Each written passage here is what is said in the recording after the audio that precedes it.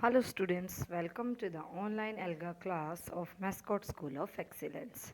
Today we will cover day 4 of unit 4. So let's start today's class with phonics. In phonics, today we will see how to read a phonics text with the words that have a magic E. So आज हम देखेंगे कि कैसे हम phonics text को read करते हैं जिसमें कि मैजिक ई वाले वर्ड्स होते हैं. So students, let us see how to read a text that has words with magic E rule. So अब हम उन वर्ड्स को हम टेक्स्ट को देखते हैं कि हम उस टेक्स्ट को कैसे रीड करते हैं जिसमें कि मैजिक ई रूल वाले वर्ड्स होते हैं. So let's see. So students, here you can see in this story there are words with magic E rule. So इस स्टोरी में कुछ मैजिक ई रूल वाले वर्ड्स हैं. सो अब हम इसको रीड करेंगे. Okay, so let's start reading.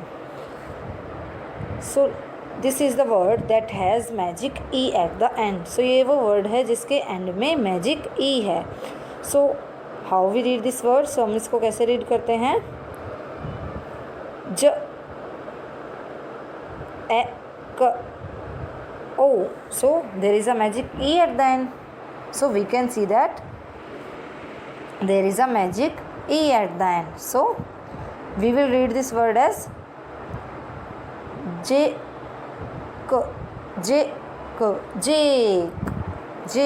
So हम इस वर्ड को वैसे रीड करेंगे जेक, क्योंकि मैजिक ई है तो इस ए जो ए था ए वोवल साउंड थी जो पहले ए थी वो किस में चेंज हो गई ए में हो गई. तो अब हम इसको ए नहीं बोलेंगे, क्या बोलेंगे ए. सो जेक.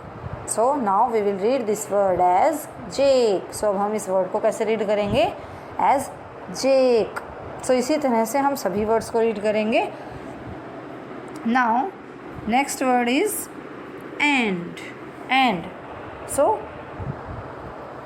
इस वर्ड को हम ऐसे ही सीधा देखकर रीड कर सकते हैं. So we can read this word by see and say.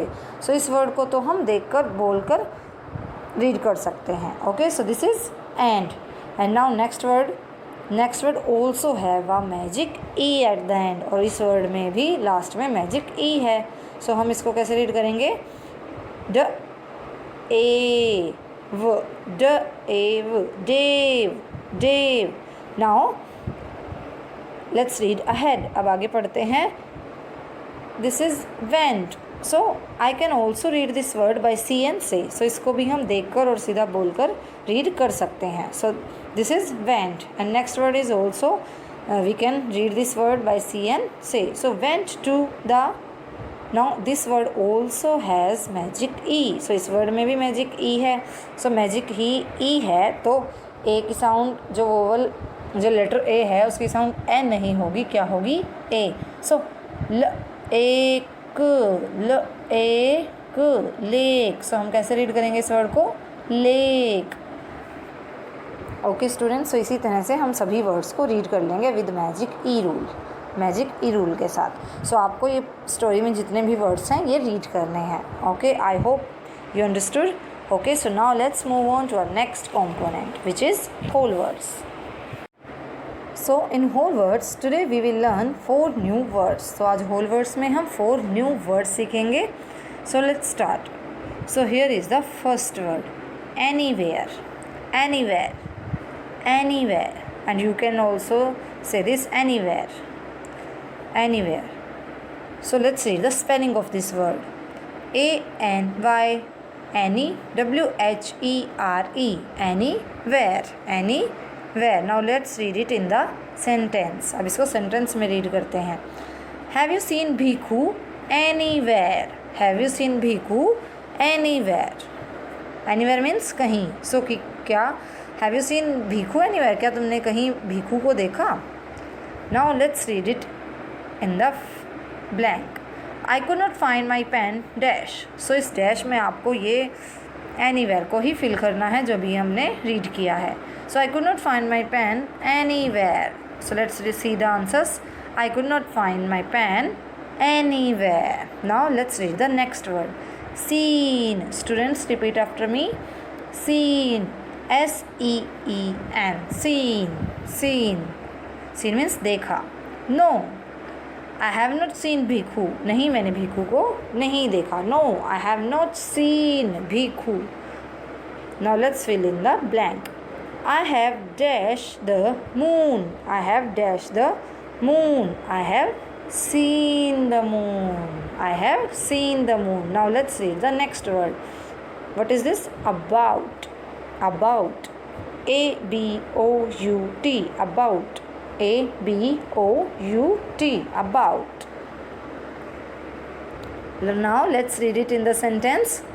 Mother is now sad and worried about Bhikhu. About means के बारे में.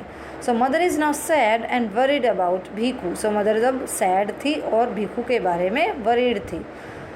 So mother is now sad and worried about Bhikhu.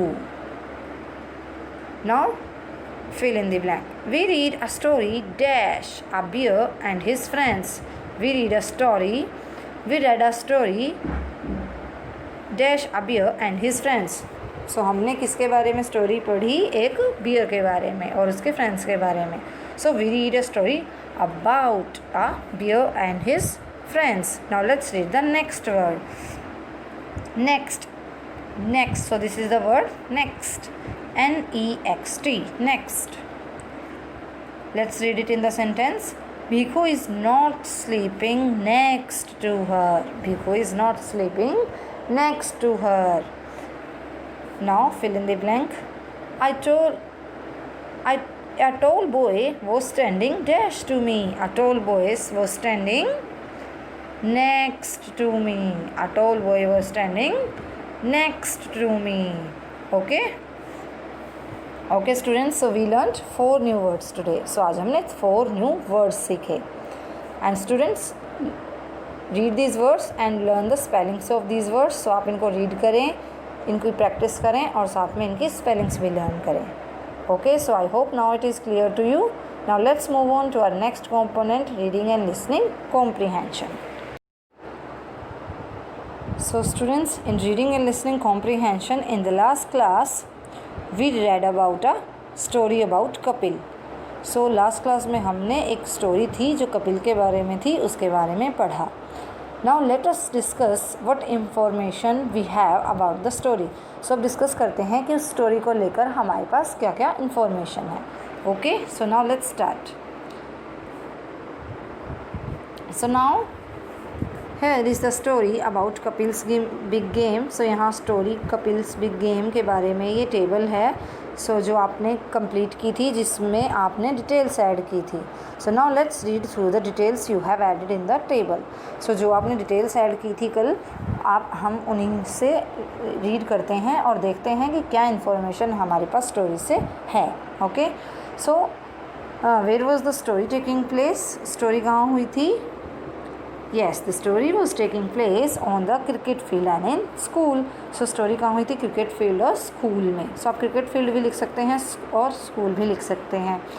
And then who are the characters in the story? और story में characters कौन कौन हैं?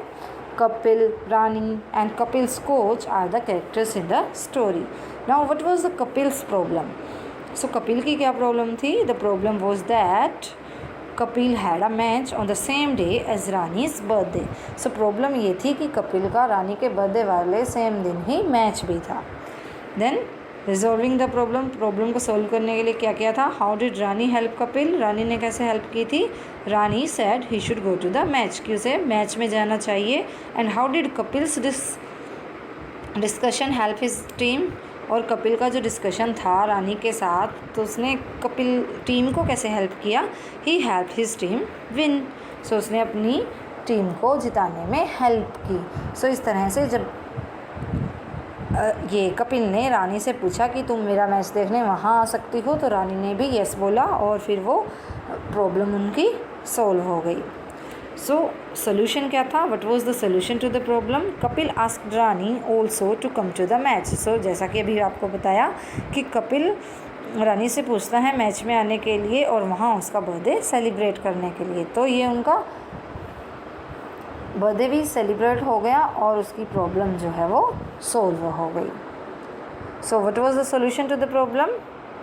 Kapil asked Rani to come watch the match and celebrate her birthday there. So उन्होंने कपिल ने उससे पूछा कि तुम वहाँ आ जाओ और हम वहाँ तुम्हारा बर्थडे सेलिब्रेट करेंगे। सो इस तरह से रानी का बर्थडे भी सेलिब्रेट हो गया और कपिल का मैच भी हो गया। सो उन्होंने प्रॉब्लम का सॉल्यूशन ढूंढ लिया। Okay, so now let us discuss WS7. So here is your WS7. Now you can see here there are questions on the basis of Kapil's big game story. So Kapil's big game जो story थी उसी के base पे आपको यहाँ कुछ questions दिए गए हैं. Let's read the first one. So what did Rani tell Kapil? So रानी ने कपिल को क्या बताया? रानी told Kapil to go to the match and help his team win. So रानी ने क्या बोला कि तुम्हें मैच के लिए जाना चाहिए, मैच के लिए जाओ and help his team to win, और उनकी उसकी टीम जो है उसको जिताने के लिए हेल्प करो.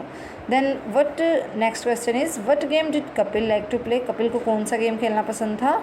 Yes, Kapil like to play cricket. Then Rani suggest that she should play the game, he should play the game. What do you think is the meaning of the underline word? So ये जो underline word है suggest, so इसका क्या meaning है? Suggest क्या होता है? किसी को कुछ एडवाइस देना, आइडिया देना. So give an idea. So answer क्या है? Give an idea. So students, हमने इसके आंसर्स भी डिस्कस कर लिए हैं, और अगर आपके ये WS7 जो कंप्लीट नहीं है तो आप इसको देखकर उसे कंप्लीट कर सकते हैं. Okay, so I hope now you understood. Okay, so now let's move on to our next component which is grammar. So students, in grammar, in the last class we practiced adverbs of one type, the adverbs that tell us how an action is taking place. So last class में हमने कुछ adverbs की practice की जो कि क्या थी, जो कि हमें क्या बताते हैं कि कोई काम कैसे हो रहा है, how an action is taking place. So today we will see another type of adverbs.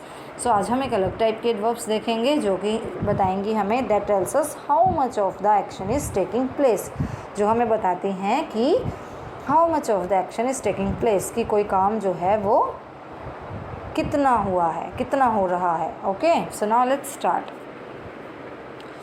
So here is one sentence written. So यहाँ एक सेंटेंस लिखा हुआ है. Let's read it.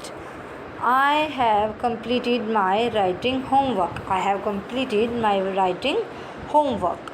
Okay, now let's read the second one. I have almost completed my writing homework. I have completed my writing homework, and second one is I have almost completed my writing homework. So students, now tell me what is the difference between the two sentences.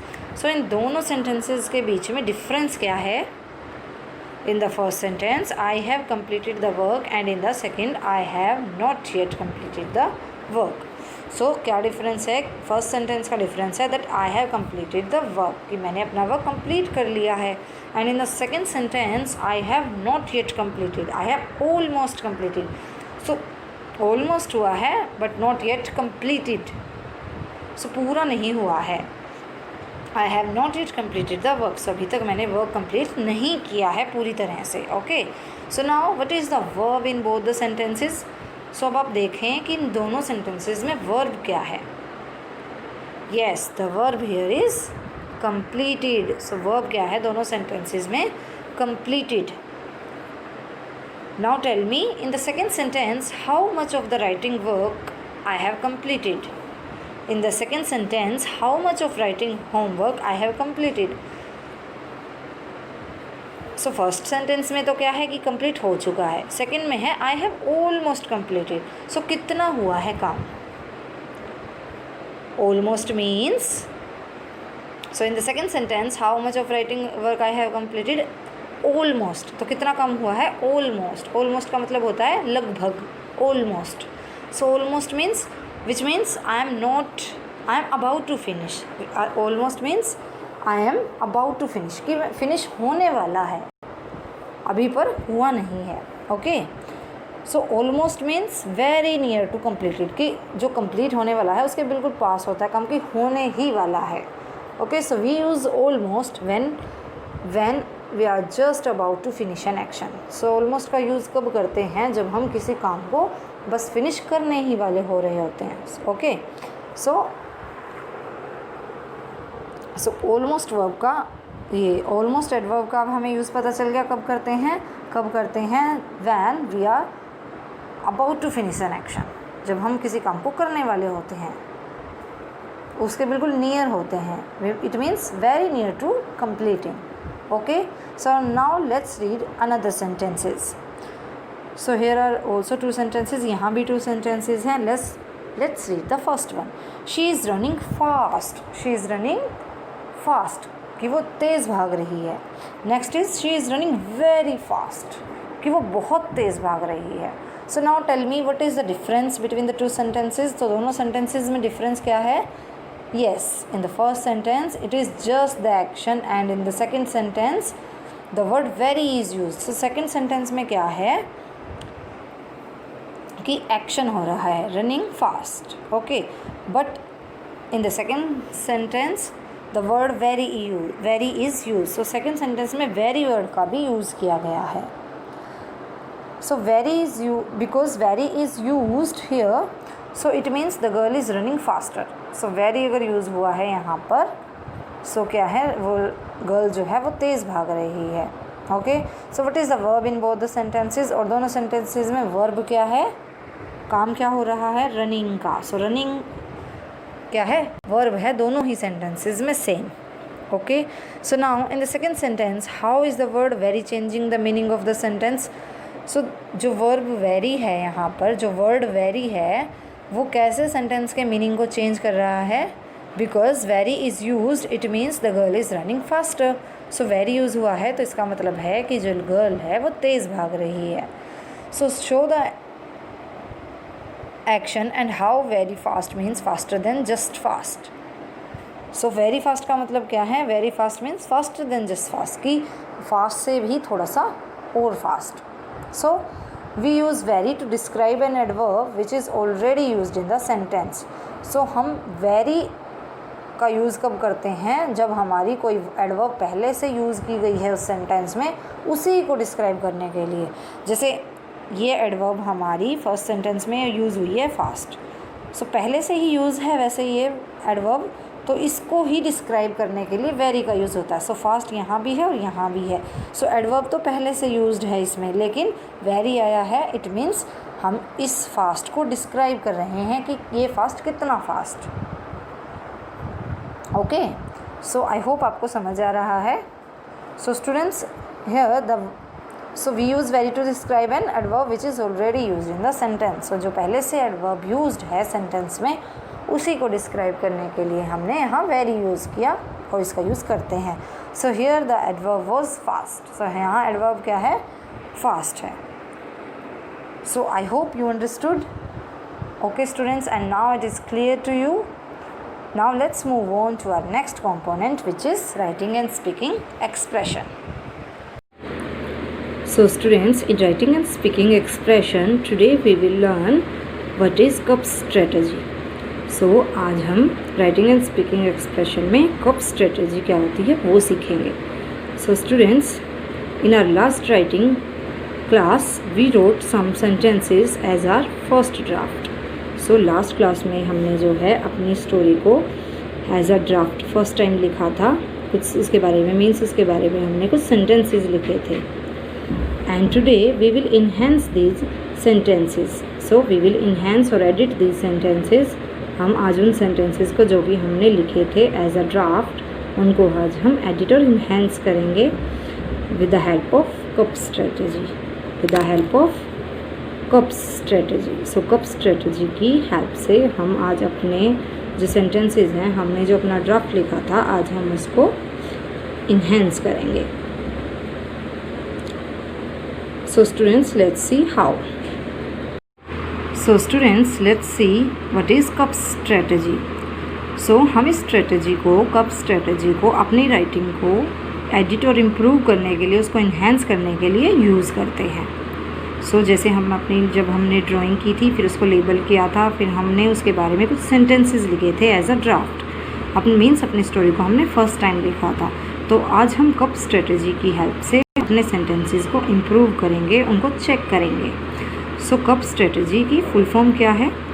C stands for capital letters. C का मतलब है capital letters. So students, while checking our sentences, make sure that the starting of every sentence is with the capital letter.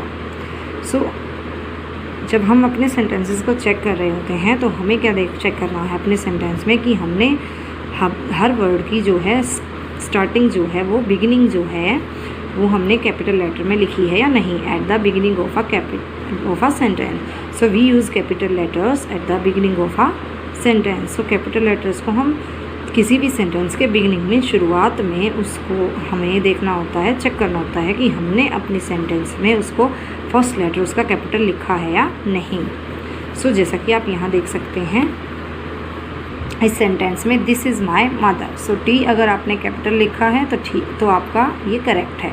अगर आपका T यहाँ small है तो आपको क्या करना होता है, कप स्ट्रेटजी की हेल्प से हम इन सेंटेंसेस को ऐसे ही चेक करते हैं. सो हमें क्या देखना होता है कि किसी भी सेंटेंस की बिगिनिंग जो है वो कैसी हो, कैपिटल लेटर के साथ हो. सो और सेकंड यूज़ कहाँ होता है कैपिटल लेटर्स का, let's see. For proper noun. So proper noun जहाँ पर आ जाते हैं वहाँ भी हम कैपिटल लेटर से स्टार्ट करते हैं. जैसे वी वेंट टू दिल्ली. तो दिल्ली क्या है, प्रॉपर नाउन. ये किसी प्लेस का नेम है, प्रॉपर नेम दिया हुआ है. सो प्रॉपर नाउन जहाँ पर आ जाता है वहाँ भी हम कैपिटल लेटर से उस वर्ड को स्टार्ट करते हैं. जैसे यहाँ पर आप देख सकते हैं दिल्ली. दिल्ली क्या है, प्रॉपर नाउन है तो उसका फर्स्ट लेटर कैपिटल होना चाहिए. और कैपिटल लेटर का यूज़ कहाँ होता है, फॉर द लेटर आई. और अगर जहाँ कहीं भी आई लेटर आता है वहाँ, जहाँ मीन्स हमारे खुद के बारे में बात हो रही होती है, वहाँ भी हम आई को कैपिटल लिखते हैं. जैसे she says I am her friend. से वो कहती है कि मैं उसका फ्रेंड हूँ या मैं उसकी फ्रेंड हूँ. सो आई को हम हमेशा क्या लिखेंगे, कैपिटल लेटर में लिखेंगे. So now let's see next step. Second step क्या होता है कप स्ट्रेटजी का, U. U stands for use of subject and verb. So U का मतलब है यहाँ पर कि use subject and verb to make a sentence. की अब एक सेंटेंस को बनाने के लिए हमारे पास क्या होना ज़रूरी है, एक तो सब्जेक्ट और एक वर्ब. मीन्स हमारे सेंटेंस में सब्जेक्ट और वर्ब होनी चाहिए. जैसे यहाँ इस सेंटेंस में देखते हैं द बीज फ्लाई. सो इस सेंटेंस में आप देख सकते हैं कि सब्जेक्ट भी है हमारे पास और वर्ब भी है. सब्जेक्ट क्या हुआ, बीज, द बीज, और फ्लाई क्या हो गई, वर्ब, मीन्स एक्शन वर्ड हो गया ये. सो हमें ये चेक करना होता है कि हमारे सेंटेंस में सब्जेक्ट और वर्ब दोनों हुए हैं या नहीं हैं. सो जब हमने सेंटेंसेस लिखे हैं हम उसको चेक करते हैं कप स्ट्रेटजी से. तो यू का मतलब होता है कप स्ट्रेटजी में कि हमें अपने सब्जेक्ट सेंटेंस में देखना है कि हमें सब्जेक्ट और वर्ब दोनों का यूज़ हुआ है या नहीं हुआ, हमने उसका यूज़ किया है या नहीं किया. थर्ड स्टेप जो है वो है हमारा पी. सो पी की फुल फॉर्म होती है put one finger space between the word. P का मतलब यहाँ पर क्या है कि put one finger space between the words. So words के बीच में वन फिंगर का स्पेस रखना चाहिए. जैसे आप यहाँ इस सेंटेंस में देख सकते हो she is my friend. She के बाद वन फिंगर का स्पेस है, इज़ के बाद भी, माई के बाद भी. सो हमें ये चेक करना होता है कि हमारे जो सेंटेंस हैं उसमें जो वर्ड हैं उनके बीच में वन फिंगर का स्पेस है या नहीं. और अगर नहीं है तो हम उसको एडिट करके अपना फिर से उस सेंटेंस को लिखेंगे. सो इस स्ट्रेटजी की हेल्प से क्या होता है कि हमारी राइटिंग जो है वो इम्प्रूव होती है. हम उसमें एडिट करते हैं अगर कुछ मिस्टेक हो गई हैं तो. एंड फोर्थ लास्ट हमारा जो है एस. एस की फुल फॉर्म होती है स्पेलिंग्स आर ऑल करेक्ट. तो यहाँ पे एस का मतलब है spellings are all correct. Spellings जो हैं मीन्स हमने जो सेंटेंस लिखा है उसमें सभी स्पेलिंग्स हैं जो हैं वो करेक्ट हैं या नहीं है, राइट हैं या नहीं है, ठीक है या नहीं है. सो हमें ये चेक करना होता है कि हमने सभी स्पेलिंग्स जो हैं वो ठीक लिखी हैं या नहीं.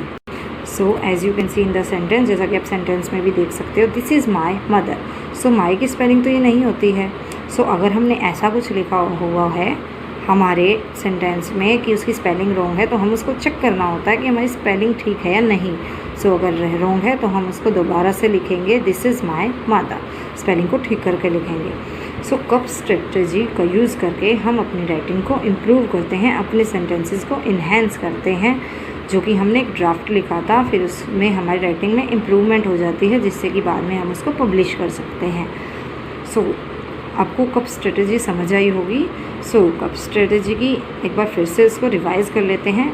C stands for capital letters, U stands for use subject and verb, P stands for put one finger space between the words, and S stands for spellings are all correct. So cup strategy का use करके अपनी writing को हम improve करेंगे, उसको sentences को enhance करेंगे. सो I hope आपको ये कप स्ट्रेटजी समझ आई होगी. सो स्टूडेंट्स, आई होप कि आपने अभी जो कप स्ट्रेटजी सीखी आपको वो समझ आई होगी और आप उसको यूज़ करके अपनी राइटिंग को, अपने सेंटेंसेस को इन्हेंस करके उसको इम्प्रूव करेंगे. सो स्टूडेंट्स, अगर आपको अपनी स्टोरी लिखनी है तो पहले आपको क्या करना होगा, आप सोचेंगे अपनी स्टोरी कि आपको क्या लिखना है. आप मीन्स आप उस स्टोरी के बारे में सोचेंगे. Then you will draw pictures. फिर आप पिक्चर्स ड्रॉ करेंगे और पहले आप क्या ड्रॉ करेंगे, आप ड्रॉ करेंगे कैरेक्टर्स. मीन्स उस स्टोरी में कौन कौन कैरेक्टर्स हैं. और फिर आप सेटिंग ड्रॉ करेंगे. मीन्स वो प्लेस, वो जगह है जहाँ पर वो स्टोरी हुई थी.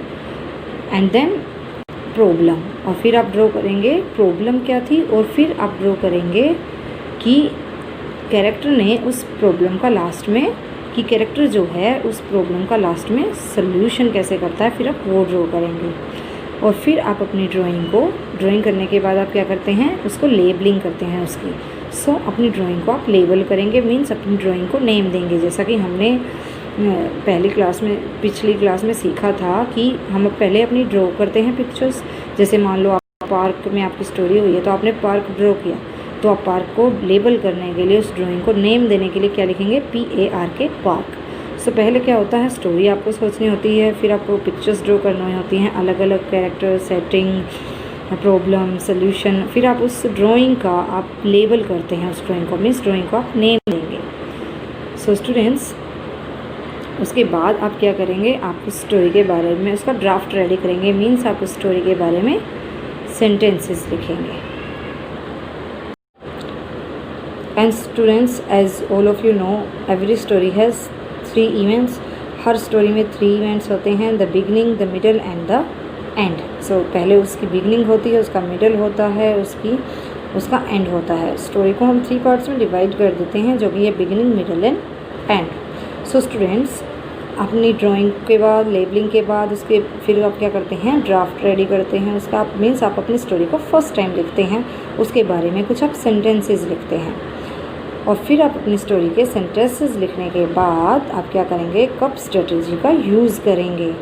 क्या करने के लिए, अपनी सेंटेंसेस को एडिट और इन्हेंस करने के लिए. सो जब ये वाले आपके जो स्टेप्स हैं वो कंप्लीट हो जाते हैं राइट सेंटेंसेस तक, फिर आप कप स्ट्रेटजी का यूज़ करके अपने सेंटेंसेस को एडिट और इन्हेंस करेंगे. सो कप स्ट्रेटजी कौन सी है जो आप यूज़ करेंगे, जो अभी हमने सीखी. सो स्टूडेंट्स, आई होप आपको ये कप स्ट्रेटजी समझ आई होगी.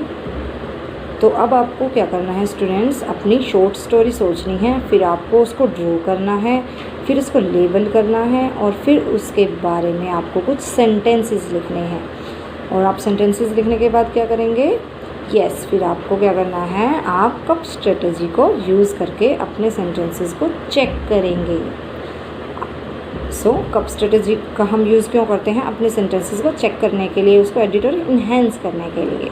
सो कप स्ट्रेटजी का यूज़ करके आप अपने सेंटेंसेस को जो आपने लिखे थे उनको आप चेक करेंगे कि वो करेक्ट हैं या नहीं है. So students, I hope it is clear to you. I hope आपको ये बहुत अच्छे से समझ आया होगा.